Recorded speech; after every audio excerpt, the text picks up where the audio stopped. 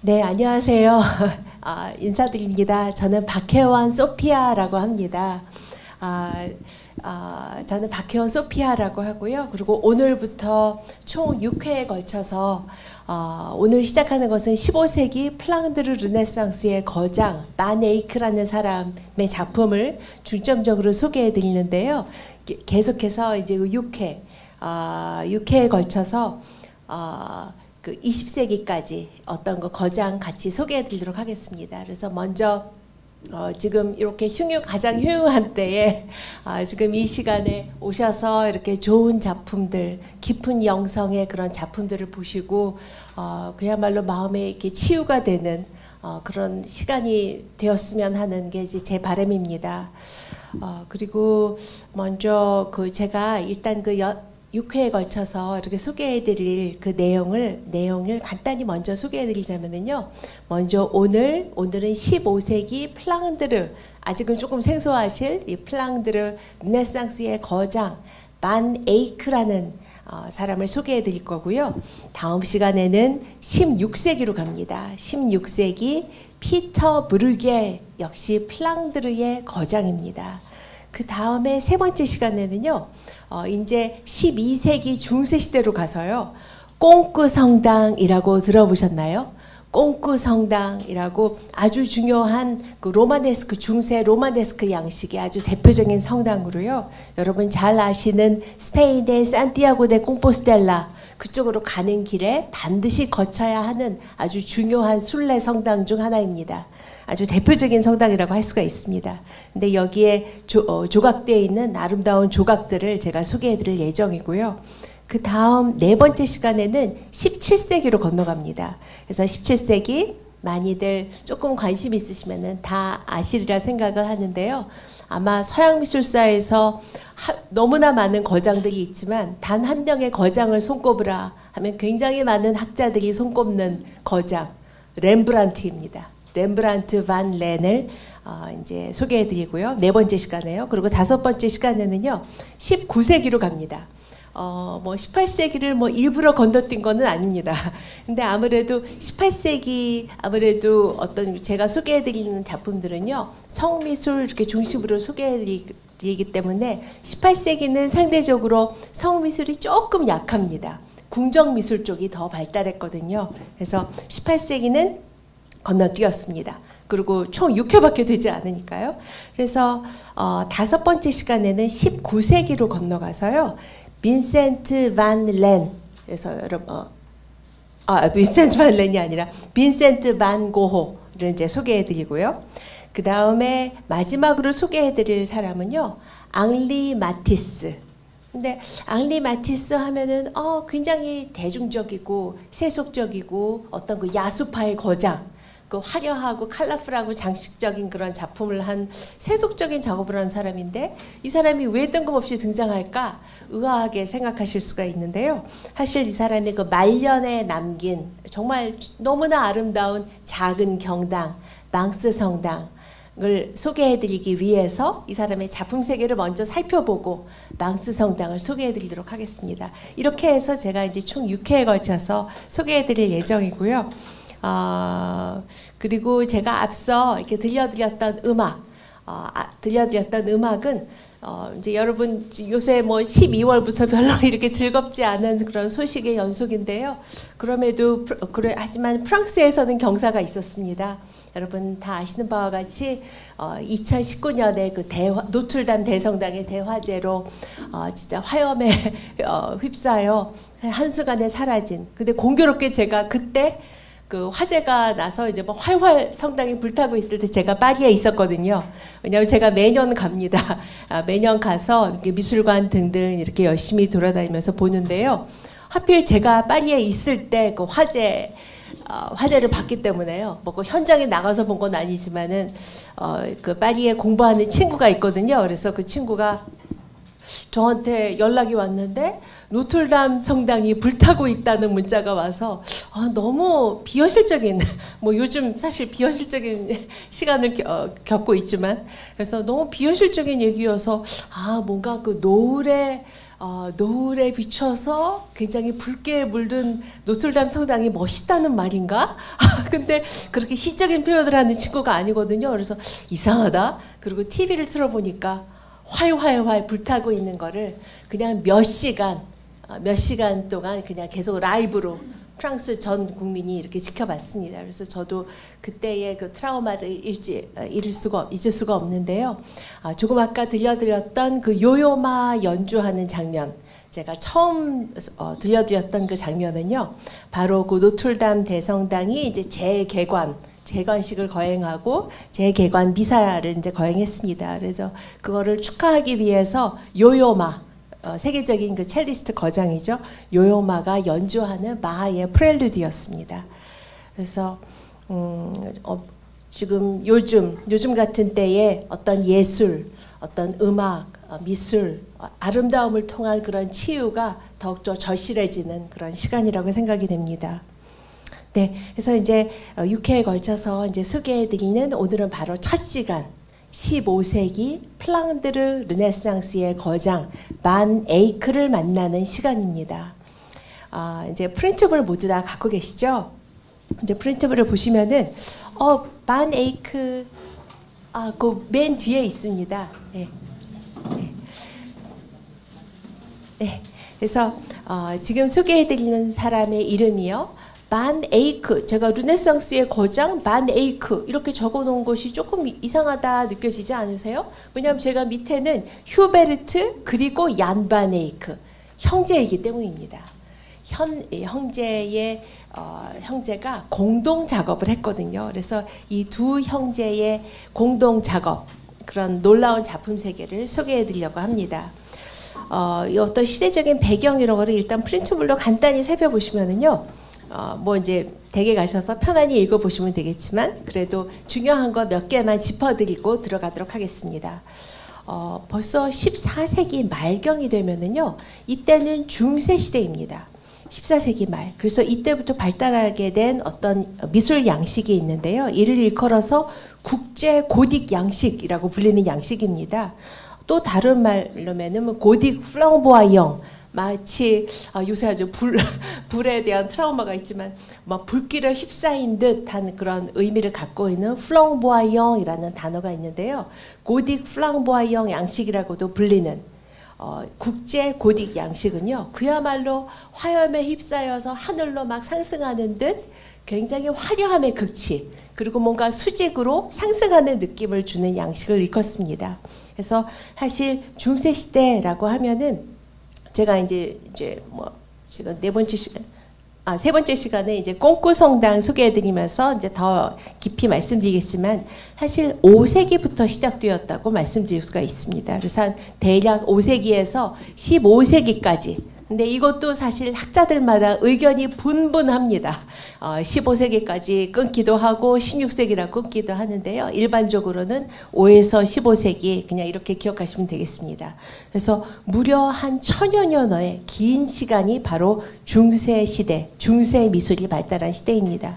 그리고 많이들 아시는 바와 같이 그 1000여 년의 이 긴 시간은 인간 중심이 아니라 어떤 신이 중심이 되었던 사고를 했던 시대이기 때문에 그 무엇보다도 성미술, 교회 건축을 비롯한 성미술의 최고의 그런 전성기라고 할 수가 있겠습니다. 제가 지금 소개해드리고자 하는 것은 바로 14세기 말부터 발달하게 된 국제 고딕 양식의 이제 새로 15세기에 등장한 르네상스 정신이 뭔가 합쳐져서 빚어진 아주 놀라운 어떤 거장을 소개해드리려고 합니다. 지금 제가 일컫는 그 지역은요, 오늘날 벨기에, 네덜란드, 그리고 뭐 룩셈부르크 여기도 포함해서 이제 예전 그 베넬룩스 3국이라고 했던 이 지역 일대와 약간의 프랑스 북부를 포함한 일대를 플랑드르 공국이라고 불렀습니다. 이 시대에는 플랑드르 공국이라고 불렀습니다. 그래서 플랑드르 이 지방에서요, 지방에서는 그 특유의 어떤 그 미술을 발달시키게 됩니다. 그래서 바로 이 플랑드르라는 이 용어는요, 사실 또 다른 말로는 플란더스, 영어로는 플란더스라고 합니다. 그러니까 제가 여기 두 번째 줄에 적어놨는데요, 플랑드라는 이 단어는 프랑스어로 이 플랑드르 지방을 일컫는 거고요. 플란더스는 영어식으로 읽었을 때 플란더스가 됩니다. 하지만 여러분 이 단어에 굉장히 익숙하시거든요. 프란다스의 개 다 아시잖아요. 그러니까 프란다스의 개가 그 일본 만화니까 그 니은자 받침 발음을 안 하니까 그 플란더스가 원래는 플란더스가 프란더스로 이제 한국에 들어온 겁니다. 그래서 그 배경이 어디였는지 다 기억나시나요? 그 배경은 다름 아닌 벨기에였습니다. 정확히 말씀드리면 벨기에의 오늘날 수도는 브뤼셀이라고 하는 곳이잖아요. 브뤼셀이고 그리고 브뤼셀에 맞먹는 아주 대표적인 큰 도시가 다름 아닌 안트웨르펜, 영어로는 안트워프라고 하는 곳인데요. 그 안트웨르펜이 배경에 거기 그 루벤스 그림을 보면서 우리 엄마는 저렇게 아름다운 귀부인 모습이었을 거야. 이러고 네로가 이렇게 그리워했던 모습 다들 기억나시죠? 바로 그 배경, 그곳이 바로 플랑드르 지방입니다. 그래서 제가 플란더스 다 같은 거니까요. 제가 좀 혼선을 줄이기 위해서 그냥 플랑드르, 프랑스식으로 그 플랑드르라고 일컫겠습니다. 그래서 이 플랑드르 지방에서는요, 아주 고유의 국제 고딕 양식의 그 정교함과 사실적인 화려함의 극치인 양식에 더해서 어떤 르네상스, 즉 르네상스의 다른 말은 휴머니즘과 과학적인 시선이거든요. 이게 더해진 아주 놀라운 미술을 발달시킨 이들이 다름 아닌 마네이크 형제입니다. 그래서 이제 보시면은요, 사실 이들을 또 다른 이름으로 부릅니다. 이 플랑드르 작가들을 일컬어서 또 다른 이름으로 부릅니다. 플랑드르 회화라고 이야기를 하는데요. 이거를 영어로 뭐라고 말하나 하면은 Primitive Flemish Painting이라고 합니다. 제가 여기 적어놨습니다. Primitive Flemish Painting. 이거를 풀어서 말씀드리면은 원시적인 플랑드르 회화라는 뜻이 되죠. 원시적인이라는 표현은요, 결코 긍정적인 그런 의미로 쓰인 것이 아닙니다. 어떻게 이렇게 플랑드르 회화를 폄하하는 원시적인 플랑드르 회화라는 이름을 19세기에 이제 학자들이 붙이게 되었고요. 그리고 어떻게 원시적이라고 이렇게 보게 되었을까요? 이제 그거는 바로 19세기까지만 해도 미술의 주류를 이루고 있었던 이들은 다름 아닌 이탈리아 르네상스였기 때문에 이탈리아 르네상스가 중심이었다고 생각하기 때문입니다. 그래서 이탈리아 르네상스인들의 시선으로 봤을 때는 플랑드르 회화의 지나치게 극사실적이며 지나치게 섬세한 이런 표현, 즉 이것을 중세적인 표현이라고 본 것이거든요. 그래서 중세를 아주 폄하하는 그런 의미가 담겨서 원시적이다라고까지 아주 그 평가절하하는 그런 표현을 붙이게 된 것입니다. 어떻게 이런 이름을 붙이게 됐는지 이제 작품을 보시면 금방 이해하실 수가 있습니다. 그래서 이제 이 15세기에 이제 지금 소개하는 중요한 어떤 짚어드리고 또 한 가지는 유화 기법을 발달시킨 중요한 작가, 중요한 이들이 바로 마네이크 형제다. 이것도 기억하실 필요가 있습니다. 뭐 이거 역사를 뭐 이렇게 깊이 기억하신다기보다는요. 왜냐하면은 그 유화 기법이 왜 이렇게 이들에 의해서 오늘날의 그 서양 회화라고 하면 대표적으로 떠올려지는 것이 유화 작품이죠. 이제 그 유화 작품에 아주 중요한 장점이 있습니다. 이거는 끊임없이 수정할 수 있다는 점. 마음에 안 들면은요, 이렇게 완벽하게 물감이 마른 위에 또 색을 칠해서 완벽하게 그 바깥에 밑에 깔려 있는 그 그림들을 이렇게 커버할 수가 있는 그런 장점이 있습니다. 그래서 아주 오랜 시간에 걸쳐서 그림을 그릴 수 있다는 장점. 그리고 무엇보다도 아주 세피를 이용하면은요, 섬세함의 극치인 표현이 가능한 것이 또한 유화입니다. 그렇다면은 이것만 이해하셔도 플랑드르 르네상스의 거장 마네이크가 어떻게 이 유화라는 기법을 오늘날의 어떤 그 높은 수준의 어떤 그 기법적인 높은 수준에 이르게 발전시켰는지 이해하실 수가 있는데요. 바로 마네이크 형제는요, 섬세함의 극치인 그 표현을 요구했기 때문입니다. 그래서 이제 그 작품은 이제 곧 만나보실 거고요. 지금 이 마네이크 형제에 대해서요, 이렇게 자세한 기록은 남아있지가 않습니다. 근데 단지 추정하는 것은 오늘날 네덜란드의 마스트리히트라는 그런 또 작은 아주 아름다운 도시가 있거든요. 그 부근 태생으로 이제 추정하고 있습니다.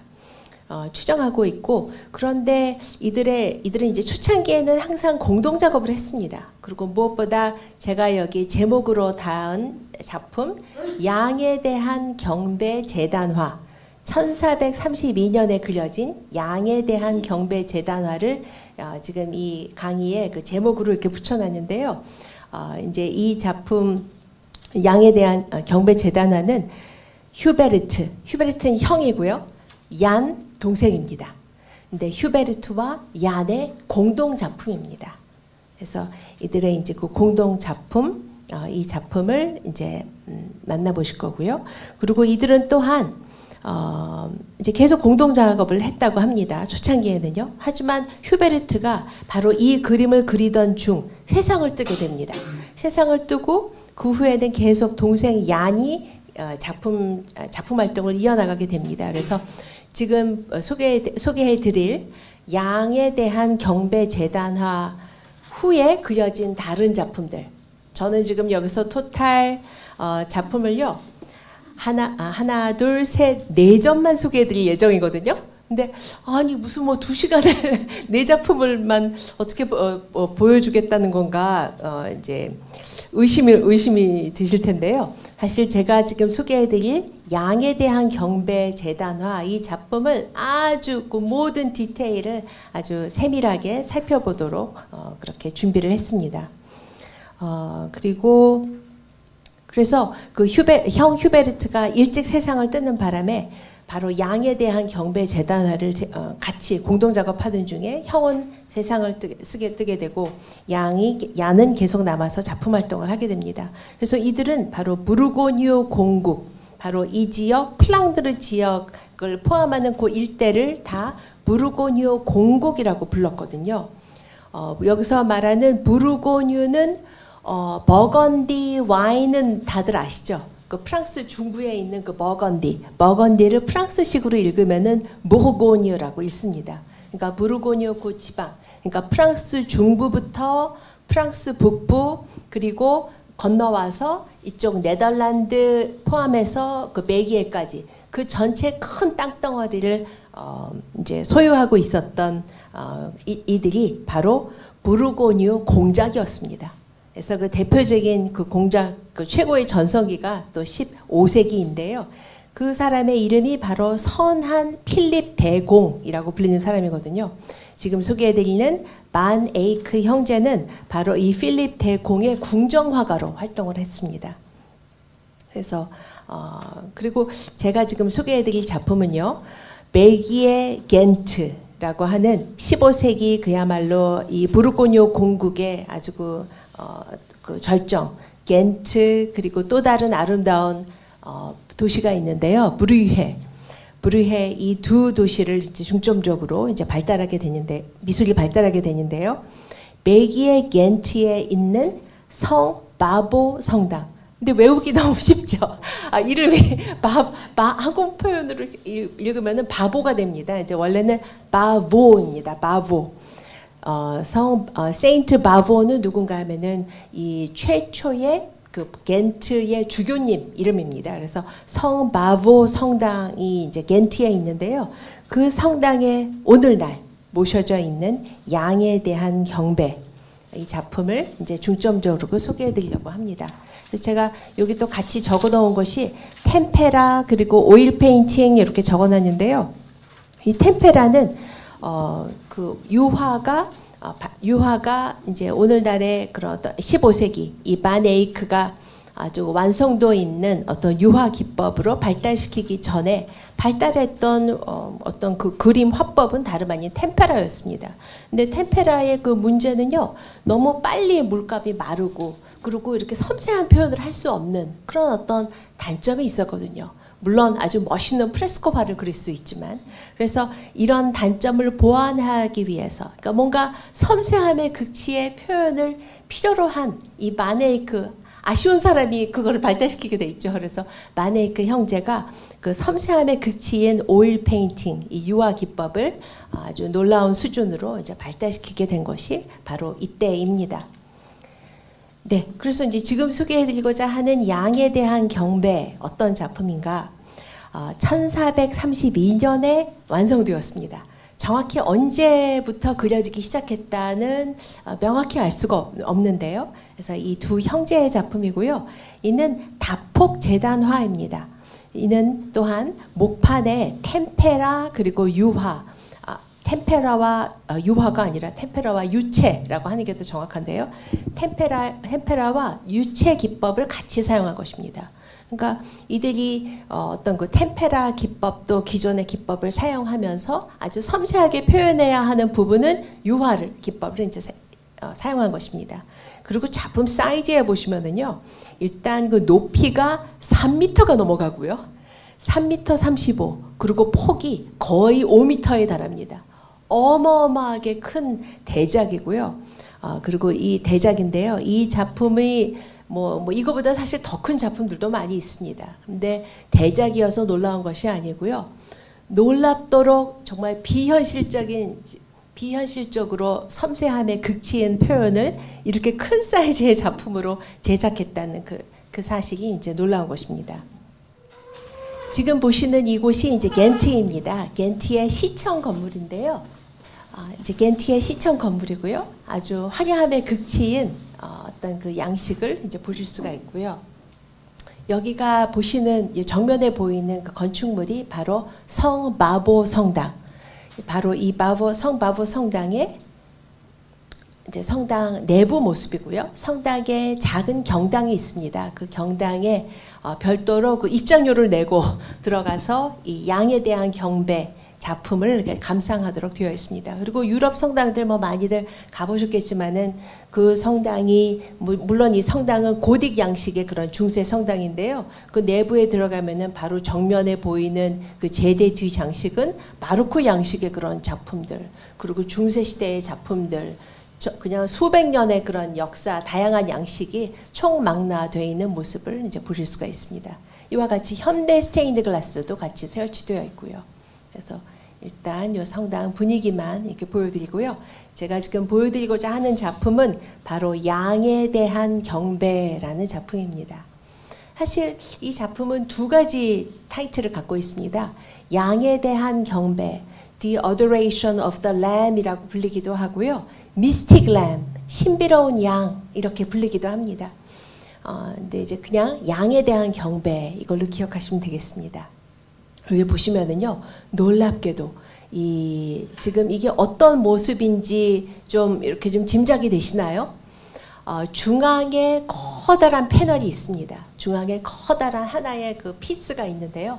그 피스가 있고 거기 그 양쪽에 경첩이 있습니다. 경첩이 붙어 있어서요. 양쪽으로 이렇게 열고 닫았다 할 수 있도록 되어 있는 그런 모습입니다. 이런 모습, 요거는 나중에 보여드리고요. 이제 그걸 이 안에 소장되어 있는 거고요. 그 뒤에 보이는 성당이 바로 성마포 성당이고, 성당 바로 그 뒤에는 휴베르트 그리고 얀 바네이크 형제의 동상을 이렇게 만들어 놓았습니다. 그래서 이들이 바로 휴베르트 그리고 얀 바네이크의 모습으로 이제 추정하고 있는 거고요.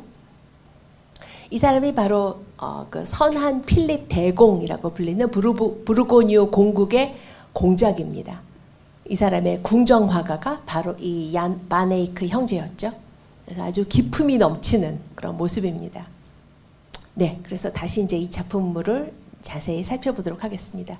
지금 이거는 제단화를 닫았을 때의 모습입니다. 닫았을 때의 모습인데요. 일단 닫은 모습을 보니까 얼핏 보더라도 닫은 모습은 뭔가 좀 색 사용이 좀 배제되었다고 좀 느껴지시죠? 물론 양 끝에 붉은 옷을 입고 있는 나이 지긋한 남녀의 모습이 보이는데요. 이들은 후스반 베드라고 불리던 바로 이 다폭 제단화, 이 놀라운 다폭 제단화 작품이 제작되기 위해서 이 작품을 의뢰한, 그러니까 돈을 지불한 그 후원자들의 모습입니다.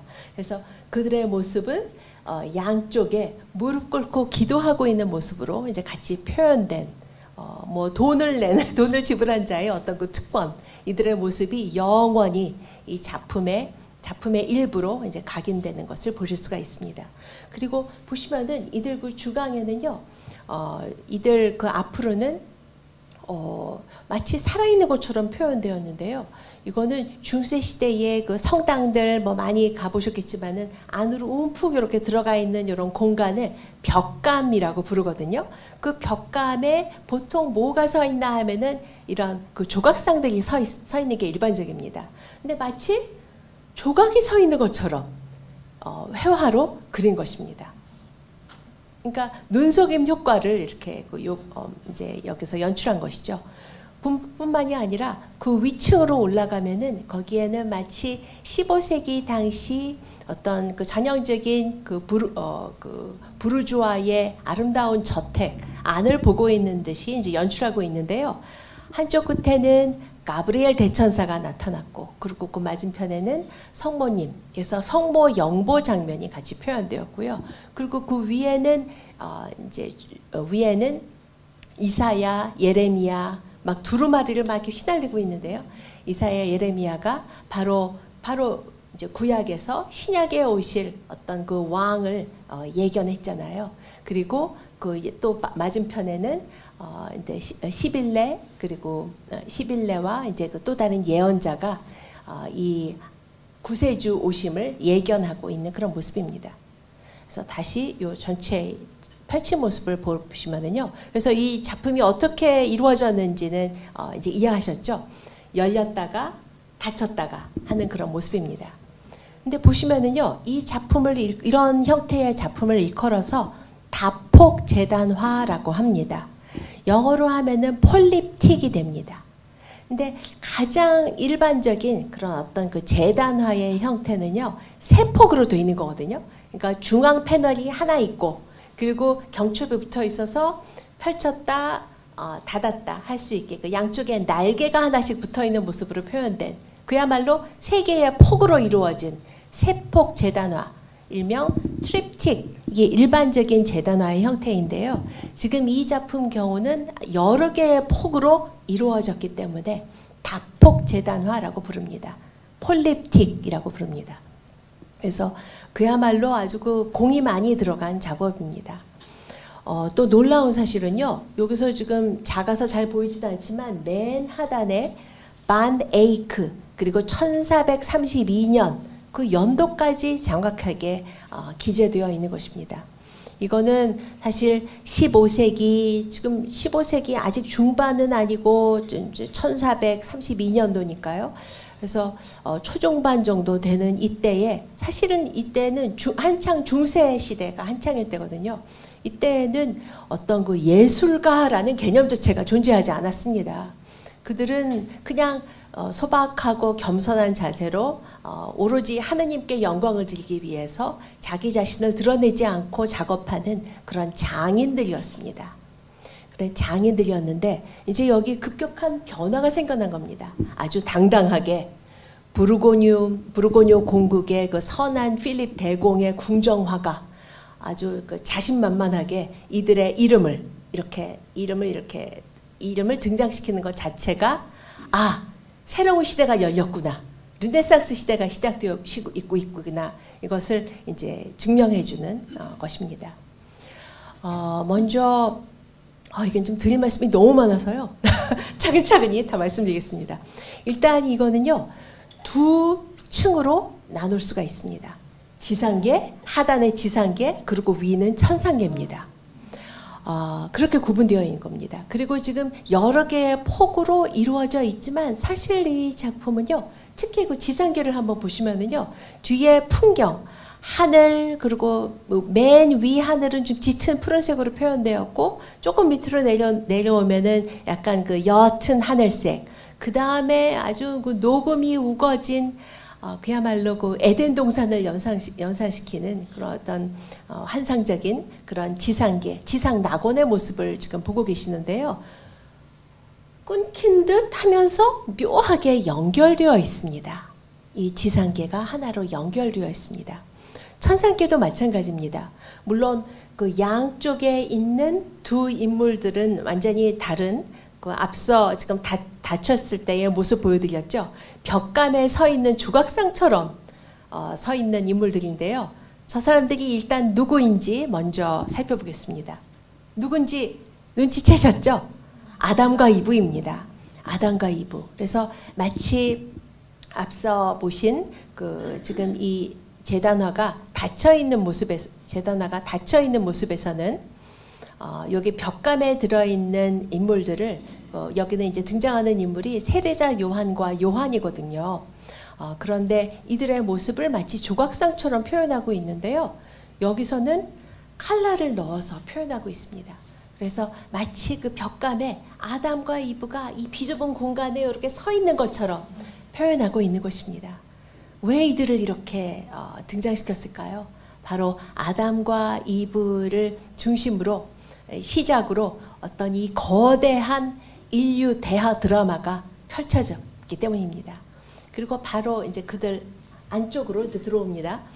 들어오면은요, 거기에는 천사들이 등장합니다. 먼저 약간 이렇게 배가 볼록하게 표현된 그 이브 앞에는요, 파이프 오르간, 아주 놀랍게 섬세하게 표현된 파이프 오르간, 그리고 그 뒤에는 또 하프를 비롯한 그 여러 악기를 연주하는 천사들이 등장하고요.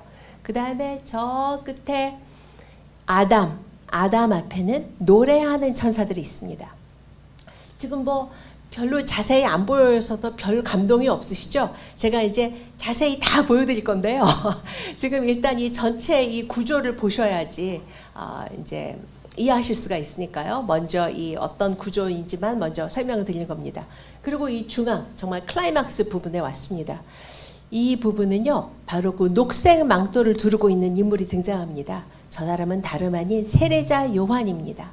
그리고 그 맞은편, 아주 환상적인 푸른 망토, 그리고 속에도 푸른 드레스에 푸른 망토를 두른 아주 아름다운 금발의 여인이 있는데요. 저 여인은 다름 아닌 성모님. 그리고 그 중앙에는요, 붉은색의 아주 환상적인 그런 화려한 어떤 그 의상을 입고 있는 인물이 옥좌에, 이 세 인물 모두 다 옥좌에 앉아 있는데 그 중앙에 있는 인물은 누굴 것 같으세요? 저는요, 사실 여기 그 밑으로 쭉 내려오면은 제가 이제 금방 말씀드리겠지만 쭉 내려오면은 바로 이 붉은 옷을 입고 있는 이 인물, 바로 그 발치에는 왕관이 놓여 있고요. 아주 화려한 왕관이 놓여 있고, 제가 이제 디테일 다 보여드릴 겁니다. 그리고 그 바로 밑에는요, 뭔가 반원형 이런 어떤 빛 덩어리 같은 거 하나 보이시죠? 거기에는 날개를 활짝 펼치고 있는 비둘기 형상의 성령이 임해 있는 거거든요. 비둘기 형상의 성령이 임해 있고, 제가 이제 자세히 보여드리겠지만은 그 축복의 빗줄기가 온 세상으로 미치지 않는 곳이 없이 빗줄기가 임해 있는데요. 바로 그 밑에 제대가 놓여 있고요. 그 제대 위에 있는 이는 다름 아닌 어린 양, 천주의 어린 양입니다. 그래서 천주의 어린 양이 이 제대 위에 벌써 서 있는 모습이기 때문에 저 천상계의 붉은 옷을 입고 있는 분은 하느님이신가 보다 이렇게 생각을 했는데 아닙니다. 이분도 성자, 예수님의 모습으로 다시 등장시켰습니다. 그래서 이런 모습이고요. 그러면 이제 지상계로 내려옵니다. 지상계로 내려오면은요, 앞서 말씀드렸지만은 바로 그 성자가 사실 이제 그 2번 등장하는 거나 다름이 없는 거죠. 그래서 그 비둘기 형상의 성령이 임해 있고요. 그런 축복의 빗줄기가 온 세상으로 방방곡곡 미치지 않는 곳이 없고요. 그리고 바로 그 아래에 아주 의젓한 모습으로 이렇게 그 제대 위에 그 흰 제대보가 씌워진 그 위에 아주 의젓하게 서 있는 예수 그리스도 천주의 어린 양이 있습니다. 그리고 그 주위에는요, 천사들이 에워싸고 있습니다. 그리고 그 사방에서 이 수많은 사람들이 이 양에게 경배를 올리기 위해서 몰려들고 있는 그야말로 장관이거든요. 그래서 먼저 보시면은 가까운 데부터 살펴보시면은 먼저 이 중앙 패널의 하단부 패널을 보시면은요, 저 우측에서는 성스러운 처녀들이, 그 다음에 저쪽 끝에서는 푸른 옷을 입은 고해 신부님들이 등장하고요. 그 다음에 먼저 이 우측 끝에서부터 살펴보시면은요, 빨간 망토를 두르고 있는 다른 사람들에 비해서 너무나 키가 큰 사람이 앞장서고 있습니다. 이 사람이 누구인지 혹시 조금 짐작이 되시나요? 바로 순례자들의 수호성인 성 크리스토포로스입니다. 그러니까 성 크리스토퍼라고 불리기도 하고 이제 그 성 크리스토포로스라고 하는, 그래서 그 순례객들을 이렇게 목마 태워서 강을 건네준 바로 그 성 크리스토포로스가 앞장서고 순례자들이 따르고 있습니다.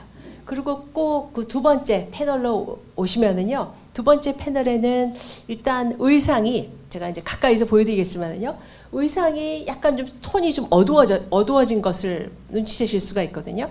이들은 은둔 생활을 하는 수도자들입니다. 그래서 아주 소탈한 모습으로 표현되었고요. 그리고 계속해서 중앙 패널에 이르게 되면은 화려한 붉은 옷을 입은 분들이 등장하는데 역대 교황님들의 모습. 그 다음에 그 앞에는요, 역시 소탈한 의상을 입은 자들, 그리스도의 그 구약의 그 사제들입니다. 다시 그러면 이제 맨 좌측 끝으로 갑니다. 좌측 끝으로 가면은요, 맨 끝에는 의로운 재판관들의 행렬이 있고요. 그리고 2번째 패널로 건너오면은 흰 말을 타고, 이제 첫 번째, 2번째 다 흰 말을 타고 있는데요. 흰 말을 타고 있는 그 사람 들고 있는 방패에 빨간 십자가 모양 보이시죠? 그리스도의 병사들입니다. 그리스도의 병사들. 그리고 계속해서 이 중앙 패널로 연결되는 여기 등장하는 인물들은 구약의 족장들. 그래서 이 많은 인파가 바로 그 중앙에 있는 정말 연약하디 연약한 모습의 순백의 그 양에게 경배를 올리기 위해서 몰려들고 있는 그야말로 대장관입니다. 네, 이제부터 보여드리겠습니다. 이제 닫혀진 모습이고요. 네, 이제 먼저 그 천상계의 세례자 요한, 성모님, 그리고 예수님이 이 모습을 이렇게 보실 수가 있는데요. 사실 이와 같이 표현하는 이런 그 표현 형태는요, 그 동방에서 그려지는 이콘에서 비롯된 것입니다. 이콘에는요, 그 성당의 거기 신자석과 그 고성소를 이렇게 가로막는 일명 성화벽이라는 것이 있습니다. 그 성화벽에요, 이렇게 등장하거든요. 세례자 요한, 성모님, 그리고 성자 이렇게 등장하는 그 모습을 그대로 갖고 온 것입니다. 그래서 이들은 그야말로 화려한 그 옥좌에 앉아 있는 모습이고요. 그리고 이 바닥에 타일을 한번 보시기 바랍니다. 바닥에 타일이 아주 자연스럽게 바로 이 시대에 그 유행한 그 과학적인 시선, 1점 투시 원근법이 적용되어서요, 이 선들을 따라가 보시기 바랍니다. 바로 그 중앙에 성자에게로 향하고 있는 것을 보실 수가 있습니다. 네. 와, 진짜 이런 표현을 하기 위해서 그 유화 기법을 그렇게 아주 그 세필로 정교하게 오랜 시간을 공들여서 표현할 수 있는 그런 유화 기법이 발달한 것입니다. 지금 보시면은요, 제가 지금 이제 여기 조금 더 큰 디테일 모습인데요. 지금 성자 아주 그 인간미가 넘치면서도 굉장히 그 성스러움이 느껴지는 그 어떤 그 신성과 인성을 겸비한 모습의 성자를 지금 보고 계시는데요. 성자 뒤로 어떤 그 아치형의 마치 그 후광을 연상시키는 모습으로 표현된 화려한 옥좌. 근데 그것도 모자라 그 성자 뒤로 아주 화려함에 그치인 그 붉은색 실로 짠 그런 어떤 직조된 아주 그 고급 직물이 드리워진 것을 보실 수가 있습니다. 15세기에 아주 그 널리 유행한 그런 표현 방식이거든요. 당시 실제로 제작되었던 아주 고급 직물입니다. 그러니까 이런 고급 직물은 주로 그 이탈리아 피렌체 그 일대에서 제작된 것인데요.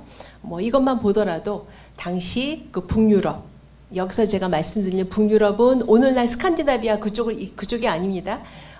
서양 미술사에서 북유럽 미술이라고 하는 것은 프랑스를 포함해서 독일, 이 플랑드르 일대를 다 포함해서 북유럽 미술이라고 이야기를 합니다. 그러니까 여기서 말하는 북유럽은 남유럽, 상대적으로 스페인, 이탈리아가 상대적으로 남유럽이고 이쪽은 북쪽이다. 그런 의미로 이제 이해하시면 되겠습니다. 그래서 이 북유럽과 남유럽 간 아주 활발한 문화 교류가 있었음을 또한 이런 직무를 통해서도 이제 확인하실 수가 있습니다.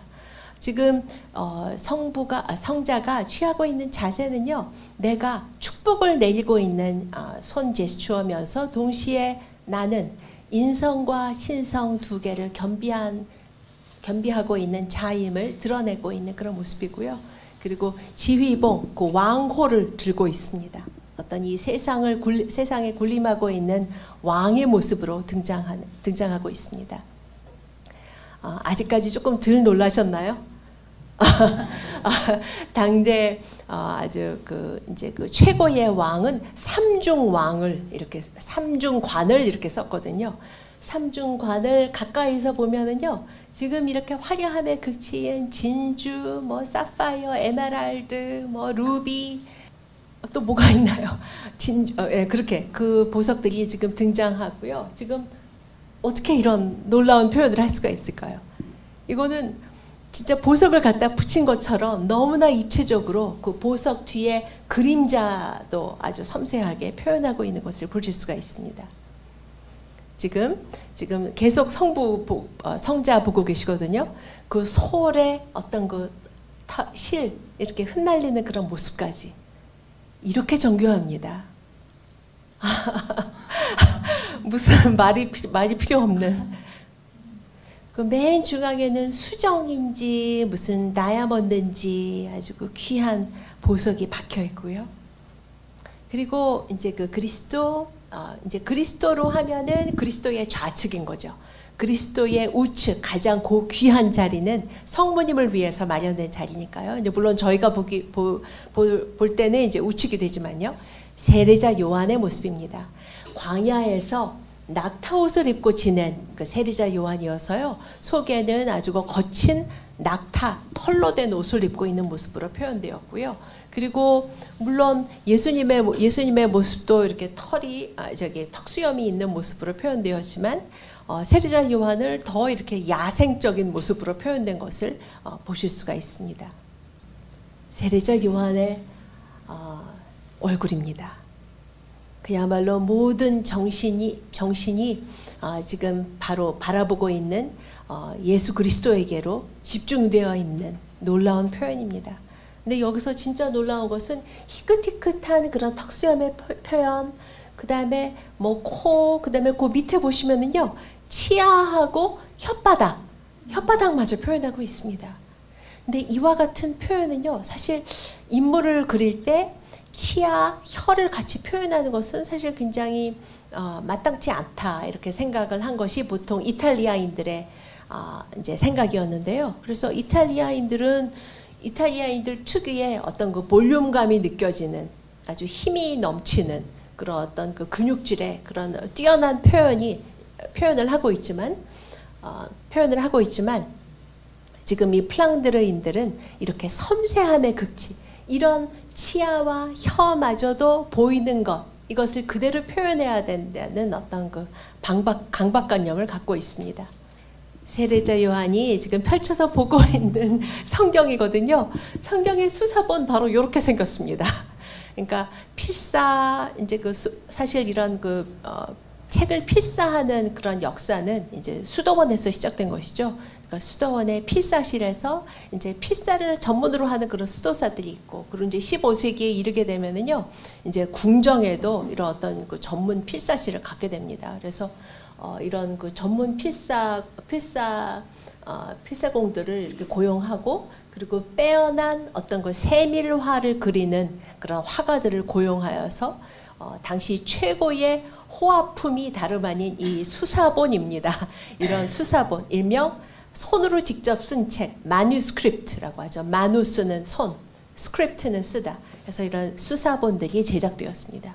그래서 이거는 보시면은요, 수사본이 어떻게 제작됐는지 바로 보실 수가 있는데, 한 챕터가 시작되는 그 첫 글자를 따서, 여기서는 첫 글자가 O로 보입니다. 첫 글자를 따서 그 첫 글자를 아주 화려하게 장식하는, 이게 어떤 그 세밀화의 어떤 그 전통입니다. 대단하죠? 지금 얼마나 섬세한지 이제 아직 놀라시기에는 이릅니다. 네. 저게 글자 하나하나 제가 라틴어로 지금 적혀 있는 저걸 읽지 못해서 그렇지, 라틴어를 읽을 줄 몰라서 그렇지, 다 글자를 알아볼 수 있을 정도로 놀라운 섬세함으로 표현하고 있습니다. 대단하죠? 그 다음에 그 맞은편에 있는 성모님입니다. 지금 성모님 얼굴은, 그 아름다운 모습은 이제 곧 보여드리겠는데요. 온통 천상의 푸른 드레스, 그 다음에 푸른 망토를 두른 모습으로 표현되었습니다. 성모님은 그 화가가 어떤 의도로 성모님을 표현하고 싶냐에 따라서 성모님의 의상은 매번 이렇게 바뀝니다. 붉은 옷을 입고 붉은 옷에 푸른 망토를 두르고 등장하기도 하고, 흰 옷에 어떤 그 성모님의 순결을 표현하기 위해서 흰 옷을 입고 거기에 푸른 망토를, 왜냐하면 천상의 여왕이기 때문에 푸른 망토를 두른 모습으로 표현하기도 하고요. 제각각인데요. 마네이크 형제가 드러낸 성모님은 그야말로 천상의 여왕입니다. 온통 푸른 드레스를 입고 있는데, 그 가장자리에는요, 역시 보석으로 치장된 아주 화려한 그 드레스를 입고 있습니다. 성모님의 모습입니다. 너무 아름답죠? 너무 아름다운데 한편으로는 근데 아름답다고 했는데 뭐 이렇게 얼굴이 이렇게 뭐 시골 아가씨처럼 붉게 상기된 모습, 그리고 얼굴도 물론 이쁘고 좀 잘생긴 얼굴이긴 하지만은 뭐 전형적인 고전 미인은 아닙니다. 공감하시죠? 근데 이렇게 표현하는 것이 바로 이 플랑드르 미술의 특징이자 매력입니다. 플랑드르인들이 표현하는, 조금 아까 그 예수님의 모습도 보셨지만은요, 제가 이번 6회에 걸쳐서 소개해드리진 않지만은 미켈란젤로가 담아낸 그 정말 아름다움의 극치인 성모님의 모습과 그 미켈란젤로의 피에타, 성 베드로 대성당의 피에타를 떠올리시면 되겠는데요. 성모님의 모습도 이보다 더 아름다울 수 있을까 하는 이상적인 아름다운 모습으로 표현되었고요. 예수님의 모습도 너무 비현실적인 아름다운 잘생긴 모습으로 표현된 그런 표현에 저희도 모르게 익숙해진 겁니다. 하지만 플랑드르인들은요, 이렇게 미화시키고 이상적인 모습으로 표현하는 것보다 더 이렇게 발을 땅에 붙이고 있는 사람들, 더 현실적인, 현실 속에 현실에서 만날 법한 아름다운 여인의 모습을 표현하고 있는 것입니다. 공감하시죠? 그래서 이렇게 붉게 상기된 그런 얼굴도 사실 뭐 약간 촌스러울 수 있지만은 너무나 아름답고 정겨운 모습인 것입니다. 그래서 이 성모님은 긴 금발머리를 이렇게 길게 풀어헤치고 있는 모습으로 이제 표현되었는데요. 이 금발머리는요, 실제로 이 서양 사람들 그 머리털이요, 동양 사람보다 훨씬 더 가늘거든요. 그리고 진짜로 이렇게 어떻게 저렇게까지 가는 머리카락이 있을까 생각이 드실 텐데요. 실제로 저런 머리카락이 많습니다. 아주 가느다란 머리카락. 근데 그 모습을 정말 진짜 금빛으로 아주 놀라운 섬세함으로 표현하고 있습니다. 여기 성모님의 모습을 조금 더 가까이서 보면 이제 이런 모습인데요. 여기도 성모님의 치아 그리고 혀 이렇게 모습 표현하고 있고요. 여기서 또한 성모님이 머리에 쓰고 계시는 저 아름다운 천상모후의 관은요, 보석으로만 아름답게 꾸미는데 만족할 수가 없었습니다. 여기에 보석에 더해서 생화까지 이렇게 꽂혀 있는 모습이거든요. 여기 등장하는 이 생화들, 근데 그 중에서 지금 여기 장미 디테일만 지금 보고 계시는데요. 너무 아름답죠. 장미는 성모님을 상징합니다. 그래서 저희가 그 묵주신공을 바칠 때 장미 한 송이 한 송이를 지금 성모님께 바치는 거잖아요. 그래서 이 장미가 성모님을 의미한다는 것은 또 성당에서도 만나보실 수가 있습니다. 성당에 제가 조금 아까 파리의 노틀담 대성당 말씀드렸지만은 파리가 아니라 고딕 성당의 스테인드 글라스의 그 꽃은 그 로자스 창이라고 하는 그 장미 창이거든요. 그 동그란 창인데 장미꽃이 아주 환히 이렇게 만개하는 모습으로 표현된 그 환상적인 모습을 표현한 것입니다. 이처럼 성당에서도 지금 여기에서도 이제 꽃이 이제 성모를 의미하는 것으로 등장합니다. 그래서 장미가 의미하는 것도 그 어떤 그 컨텍스트에 따라서 그 의미가 매번 달라지는데요.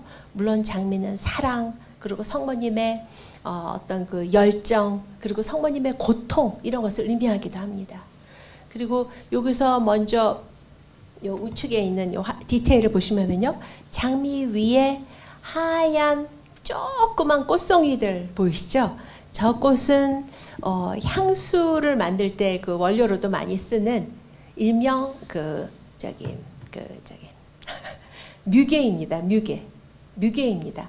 방울꽃입니다. 그래서 뮤게꽃이 지금 이렇게 표현되었는데요. 그래서 제가 지금 빨간 붉은 장미를 성모님의 사랑, 열정, 고통 이런 것을 의미한다고 말씀드렸는데요. 여기 등장하는 이 은방울꽃, 은방울꽃은요, 성모님의 눈물을 의미합니다. 그리고 지금 요거는 더 가까이서 보여드릴 수가 없는데 다른 꽃들을 같이 살펴보시겠습니다. 물론 백합은 쉽게 무슨 의미인지 알아보실 수가 있습니다. 성모님의 순결을 의미하죠. 그 다음에 그 백합 옆에는요, 조금 이렇게 역시 사이즈가 조그마하면서 짙은 푸른색 아니면 짙은 자주색의 또 꽃이 보이는데요. 이거는 다름 아닌 바이올렛, 제비꽃입니다. 제비꽃이 의미하는 것은요, 다름 아닌 성모님의 무염시태입니다. 그래서 사실 제가 지금 말씀드리는 이 꽃의 의미는요, 이 시대에 누구나 다 읽어낼 수 있는 그런 의미였습니다. 그래서 이 성모님의 모습을 바라보면서 성모님의 사랑, 성모님의 고통, 성모님의 그 뜨거운 열정, 순결, 무염시태, 그리고 성모님의 눈물, 이 모든 것을 바로 이 꽃들을 보면서도 묵상할 수 있도록 그렇게 꾀한 것입니다. 아, 여기 이제 자세히 보이시죠? 어떻게 저렇게 치아 그리고 혀까지 이렇게 표현할 생각을 할까요? 너무나 사실적으로 표현된 현실에서 만날 법한 그런 아름다운 성모님입니다. 그래서 제가 여기 보여드리는 것은요, 여러분 잘 아시는 아마 성모자의 모습을 떠올릴 때 가장 먼저 떠올리는 모습이 어떤 성모자의 원형을 만든 사람은 다름 아닌 산지오 라파엘로, 이탈리아 르네상스 3대 거장 중 한 사람이죠. 산지오 라파엘로입니다. 산지오 라파엘로가 묘사한 성모님과 아기 예수님의 모습을 한번 비교해 보시기 바랍니다. 이쪽은 이상적인 아름다운 모습으로, 전형적인 고전적인 아름다운 모습으로 표현하고 있습니다.